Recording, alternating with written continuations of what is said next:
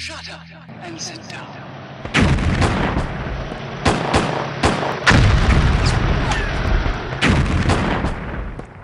Hello guys, this is Andy from Bigmeks Workshop, and this is the first of our vehicle series, and I am painting a Leviathan Dreadnought in Night Lord colours.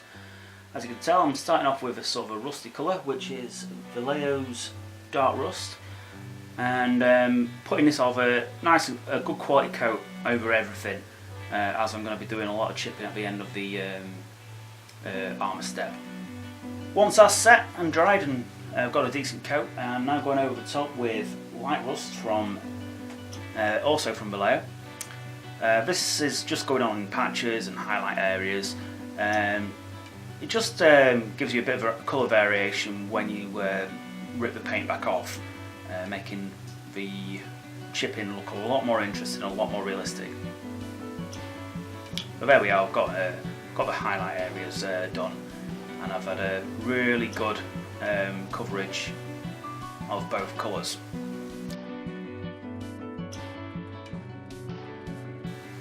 Or in my case, I'm using a varnish just to hold the paint down, and it stops you when you do scrape the paintwork off. It stops you from painting the rust effect off as well, so you're not going back to the undercoat. Once I've done the varnish, I'm going over with the chipping fluid. Again, this could be replaced with hairspray or other things like that. It's just something to give your top coats something to stick to, what can be removed from after. So now I'm going back to the paint work, and this is a 50-50 mix of dark Prussian blue by Vallejo and a Vallejo black. Now I wanted to have a really rich dark colour for this vehicle, and it gave me a lot of pre-shading as well. Straight over the top of that, I'm going with just pure dark Prussian blue now. This is to predominantly a full coverage, but I do leave some shaded areas as a pre-shaded regions, but this comes out as a really nice rich blue. You could replace it with Cantor by G-Dub, but it's a bit flat. So once I've done this, I then mix 50-50 with Magic Blue. Still using airbrush. This can be done by hand, but obviously vehicles are a lot easier to do with an airbrush than by hand. It takes a lot less time, and if you're in a studio, you'll understand time saving is essential. It's also easier by airbrush as well. So here we are, showing a bit of the base and early highlighted work. The next coat is purely done with the Magic Blue, and this is just on the raised areas as a pure sort of highlight. I'm being very careful though to keep the pressure low, so I'm not getting too much overspray or not getting any surges of paint, which can happen now and then when you slip on the trigger or whatever. And this is just to start to bring out the detail in on the upper surfaces, really start to capture the light and bring some character to the vehicle itself. And there you go, that's the end of the Magic Blue as done. So I'm now using a red, which is Vallejo's Burnt Red, as the base coat for the missiles and for the claw, or siege drill, should I say. I use that choice, it just gives me a nice base coat to work with. It's quite a brown looking colour, but I still quite like it. And the faceplate is base coated with a pale grey blue, as I wanted to do a white helmet.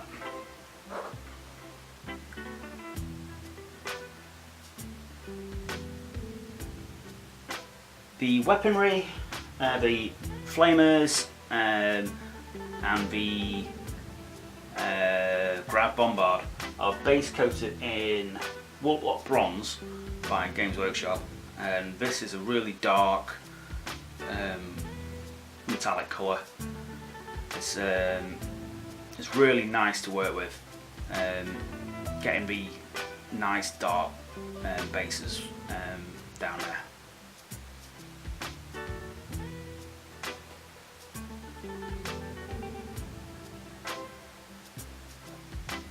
So there you are, that's all the metalwork base coated in the Warlock Bronze. I do apologise about the lighting, it's not great at the minute, we're still working on my side of the studio, so it's very much a work in progress.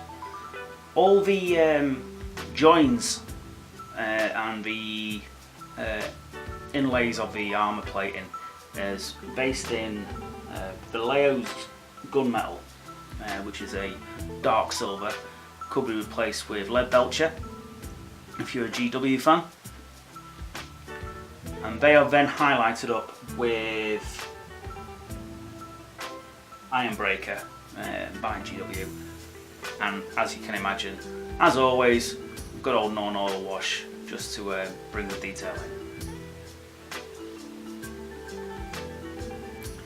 So here I am, I'm adding some grime to the vehicle itself, which is loads and loads of Lamia medium mixed up with Agrax Earthshade. Now I do put this on a little bit thick, which is my own mistake, and I did find that if you're using Liquitex, don't hairdryer it, as this made me have to take it back on the Agraxed areas and start fresh, which was disheartening, but it took an extra hour, so it wasn't too bad. The eyes again are based with the burnt red, which at the minute is my go-to base red. I'm just liking the brown sort of red look to it. Now I understand that the model is built and posed quite passively. I can only apologise for this. This was actually bought second hand from eBay, and I couldn't get the thing to come apart, so this is a pose I had to work with. The highlights on the helmet is done in an off-white, which is a Vallejo paint, and then edge highlighted with pure white, bringing it up to an actual white finish. As you've probably seen in our videos, we never start off with a white because you've got nowhere to go. You always start off with a light grey. Adds a lot of depth to the colours. So I'm just using the whites really thin down. All the paints on the highlights I'm using are extremely thin. I'm using a lot of water in my paint, so I can build up the layers very slowly, get a much better transition. And I can't explain this enough. When you're doing the edge highlights, really thin your paint down to almost a milky consistency. This gives you plenty of time to work and bring the colours up to how you want it to be. There's no rush when it comes to doing the highlights, especially edge highlighting. The thinner the paint, the better control, and eventually the better finish you'll have.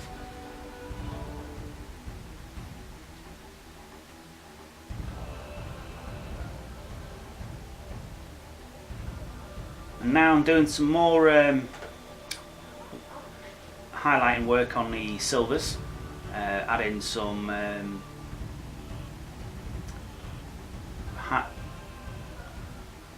adding a few extra highlights to the inside areas, and the pipe work I did in two-tone, which was burnt red again and purple, both by Vallejo. The purple is actually a really rich colour. It doesn't have very difficult to see it at the minute due to the camera angle. There's a couple of small computer screens on the back of the Leviathan. I did them computer screens in Warboss green. It just breaks up that flat deep blue at the back.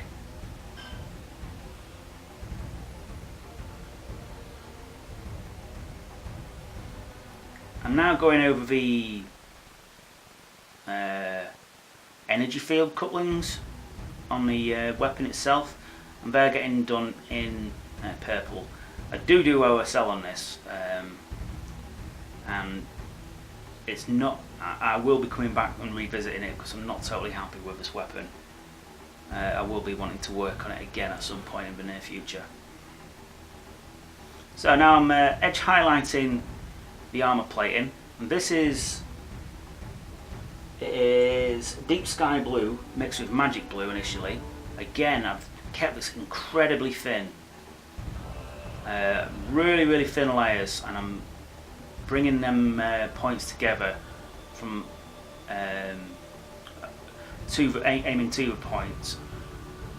The next one is, as you saw, deep Prussian blue and deep sky blue, and that's a mix, but it's slightly more on the deep sky blue. And I'm bringing it again. This paint is almost water, and I'm bringing the points together ever so slowly, getting them layers glazed together to bring a really nice edge highlight.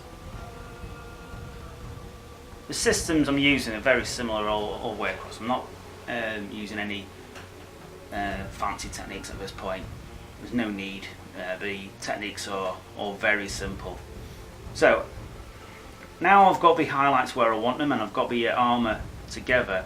I'm using a damp cotton bud to peel the armour, the paint off the armour down to the rust level. And just take it nice and steady, there's no rush. You just have to be very gentle and use the water to lift the paint from the model. If you go too excessively hard, you can go through to the prime, which is rectifiable, but it's just an extra problem what you don't want to have to deal with. As you can see, I'm starting to pull the armour, paint off the armour in logical places, some sporadic where it would be hit by gunfire. And there you are, that's the armour, all battered and bruised and scratched. Now if you've gone too far, you can always use a bit of model mates if you've got it available to you to repair any of the scratching, which I had to do there. So now I'm highlighting the weaponry on his gauntlet, which is carmine red, straight over the burnt red. Again, really thin, keeping it to small thin layers, just building the colour up. And it's the same on the missiles as well. I'm using exactly the same colours on the missiles as I do on the siege drill. And now I'm using a carmine red and bloody red mix, just to add some edge highlighting, keeping it to the raised areas. So if the third part of the hand isn't getting highlighted on the outside, just on the inside where the light would actually hit it. And obviously I'm doing the same on the missiles of its Havoc rack. And once these are highlighted up, I'll take them down again with a combination of Agrax and Null Oil, just to make it look dirty and grimy. I had the intention of making this look like it's seen a bit of action rather than just straight out of the factory.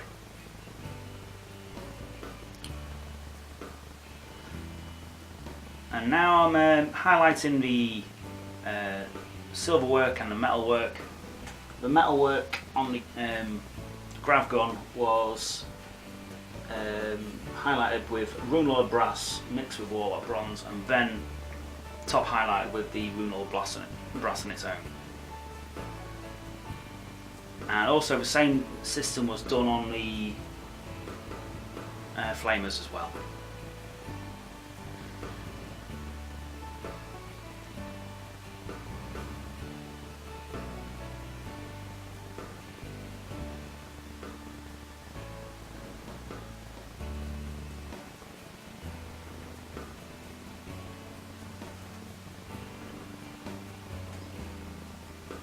Once I've got the brasswork to the colour I wanted it, I touched some of the brasswork with a bit of Typhus corrosion just to make it a bit more worn. I didn't even want the brasswork to look too new. It's an ancient vehicle in the fluff, so I wanted it to look suitably impressive and old.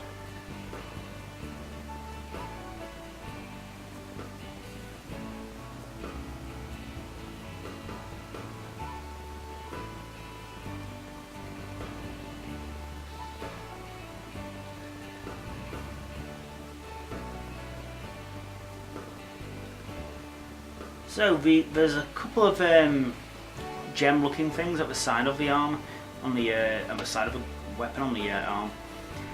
I tried to paint them up. Well, I did paint them up like gems, so sort of dark to the top and highlights at the bottom. But this is actually eventually became a bit of a waste of time as I OSL'd over the top anyway. So this is something I'm going to have to revisit, as I'm not 100% happy, as I said, with the gun. Once I was happy with the silver work on the gun, I started to put edge highlights on the area around the top of the barrel. Again, it adds that extra lift to the piece, so you get the feeling that it's actually light is hitting it. This was all done with Ironbreaker and eventually a touch of Ironbreaker mixed with chrome, which is a Vallejo paint. And I'm just bringing them highlights together very, very carefully to not be too stark. And once I've got the highlights on, I go back over with the washers just to take them down so they don't stand out too greatly. And you often find this with painting, especially edge highlights. You take the edge highlights up, then you bring it down again with a wash, and you're constantly doing that back and forward. So this is where I start to highlight the chip work, but rather differently. You highlight the bottom edge of the paint chips rather than the top, as it would the top would be shaded from the overhanging paint, although it would be thin. And once you've gone around with the chipping, in this case I'm using beige brown, which actually turned out to be a perfect colour to go on as an edge highlight for the dark and light rusts. Once I've done that, I start to go around the lower edges of the chips with the blue colour as a highlight to represent the paint, the light hitting them on the correct area. So now I'm doing a bit of scorching, as I like to do around any sort of heating implement, and I'm using burnt umber, my old favourite, around the areas what are close to the flamers. You've seen me do this on numerous vehicles, specifically Fire Raptors, and it's much the same technique. Just keep it very, very steady. You don't need to go over the top, and you bring the colour inwards with as much control as you can. Once I've gone over with the burnt umber, I then go over the top of it with dark earth, which again is another Vallejo colour, and just spread that colour around a little bit, a bit like you would on OSL. You take the dark colours to the centre, the lighter colours to the edges, away from the burnt paintwork, and you just take it as far and wide as you want. So we're not going to show you the OSL on this vehicle, as we're going to save that for another video, and also I'm not particularly happy with it. We've got an OSL video. And we have an OSL video anyway. Anyway, thank you for watching. I really thoroughly enjoyed painting this vehicle. I'm very happy with the majority of it, and I hope you enjoyed watching it as well. So if you like what you see and you want to see some more, hit like, hit subscribe, and Maybe share us with your friends. Check us out in the next video. Thank you for watching. Take care. Bye bye.